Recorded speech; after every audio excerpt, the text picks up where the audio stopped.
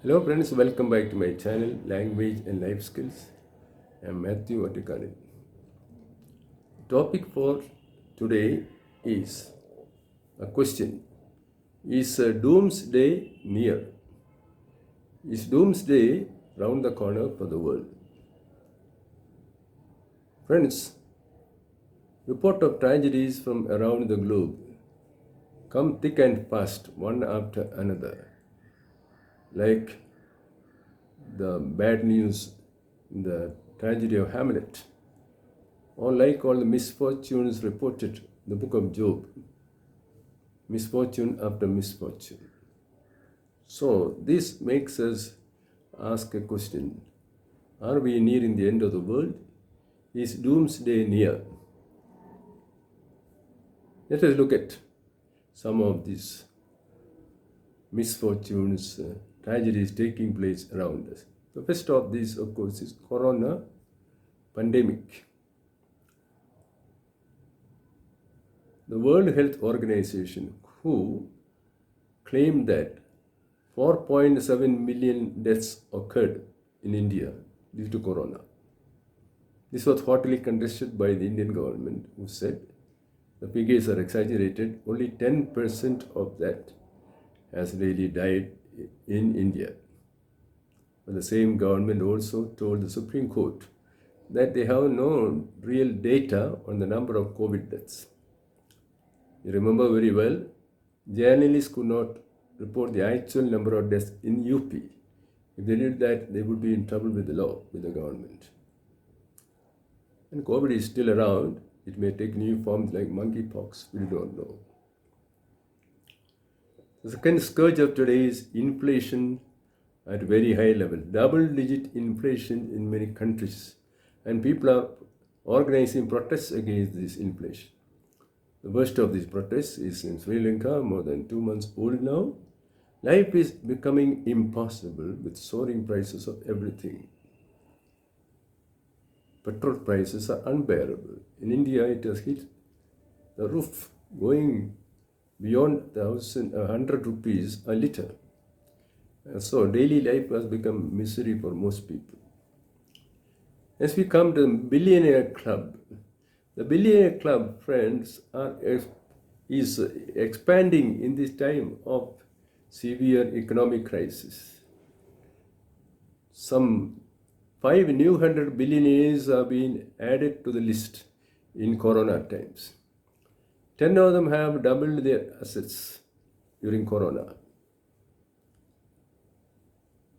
During 2 years of the pandemic, the billionaires have made more money than 14 years preceding it.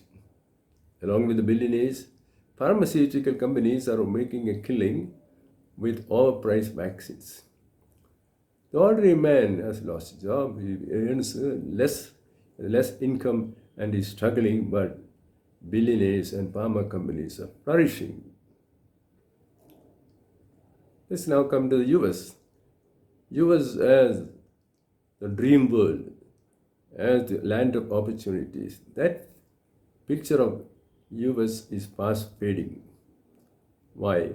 The middle class are collapsing in the US because of inflation. House rents have skyrocketed in many cities in US. In 1 year alone, some of the house rents have jumped more than 15%. So many people are forced to leave their homes and look for new homes because they cannot really meet their rent expenses with the income, even though their income is good. Again, in the US, shooting has become very frequent, very common. Mindless shooting, mad shooting, shooting of school children, shooting at the malls, shooting in public places by deranged citizens. And though the lower house has passed legislation controlling ownership of guns, the upper house, the Senate, controlled by the Republicans, will not budge because they are humoring the powerful gun lobby in the US. And so they prefer to see people killed than give up their long tradition, age-old tradition of the cowboy. Has come to U.S. to the Russian-Ukraine war, going on several months now. Whom are the Russians targeting?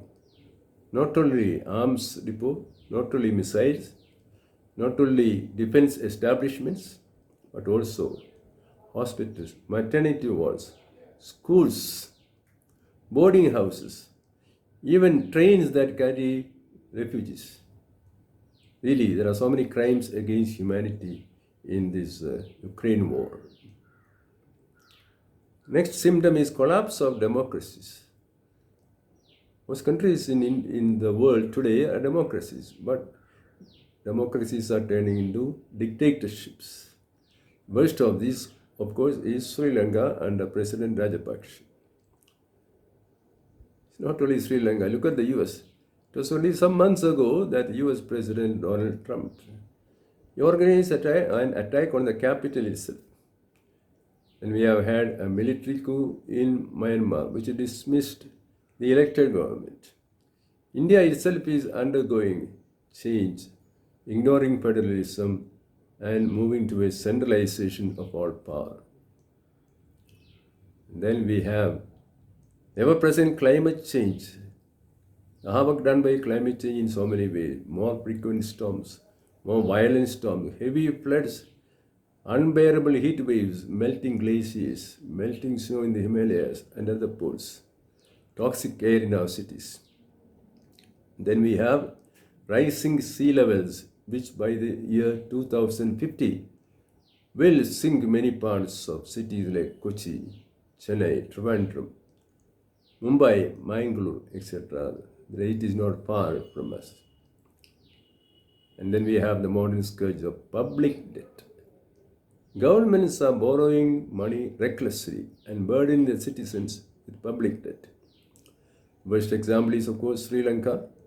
It has defaulted on its international debt repayments, and is asking for more loans. Even in India, take a state like Kerala. It is reported it does not have enough money to pay its employees for the next month. And yet, it is pushing ahead with a very ambitious, very costly K-Rail project, which costs more than 60,000 crores.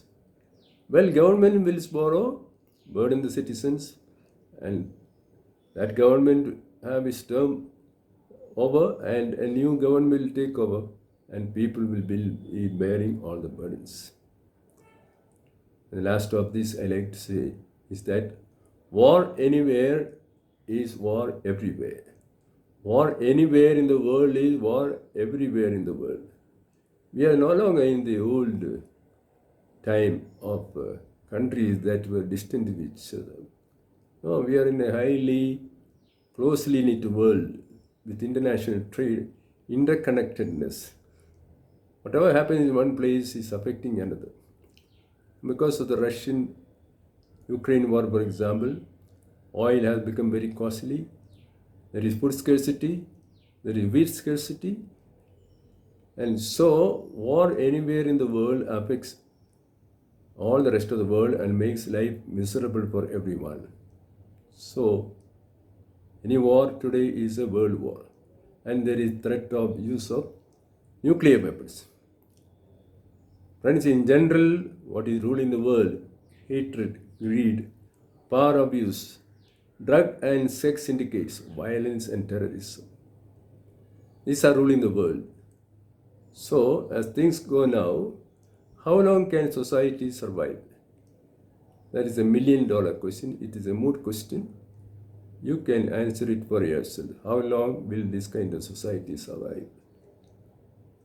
Thank you, friends, for your listening. If you like this video, please subscribe. See you another time. Bye.